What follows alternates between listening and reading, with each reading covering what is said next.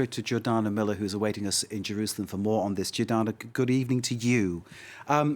This seems to be, from the outside, a coalition that is united by the fact that everybody dislikes Benjamin Netanyahu. Is it fairly accurate to say that? It is fairly accurate to say that, but it's also important to note that centrist Yair Lapid, who shepherded this government up to this point, and I'm sure they are all hoping until next week when it is actually voted in, he gave up some of his own political ambitions to actually make this government happen by giving the premiership to Naftali Bennett, right, who's a nationalist, some would say openly more right-wing than Prime Minister Benjamin Netanyahu. And that Lapid said because he wanted to bring back a kind of a message of unity in politics. The Netanyahu years have been defined really by divisions, Netanyahu playing different groups off each other. So it's not just that they want Netanyahu out. That certainly is the foundation.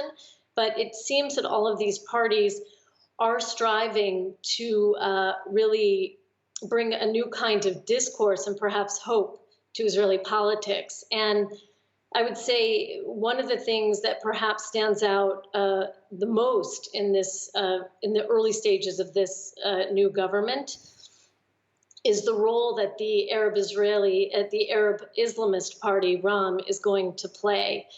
Here in Israel, probably the most popular picture right now is a picture of Yair Lapid and Naftali Bennett sitting down with the head of that party, Mansour Abbas, signing papers. We've never had here in Israel's history, an Arab Islamist party, any Arab party, signing an agreement with the majority coalition, agreeing, and we don't know all the details of this, but we do know that the head of that party is going to have unprecedented power from his community and from the Israeli side to what he hopes improve the lives of Israeli Arabs here in Israel. So this is a really historic part of what is happening tonight.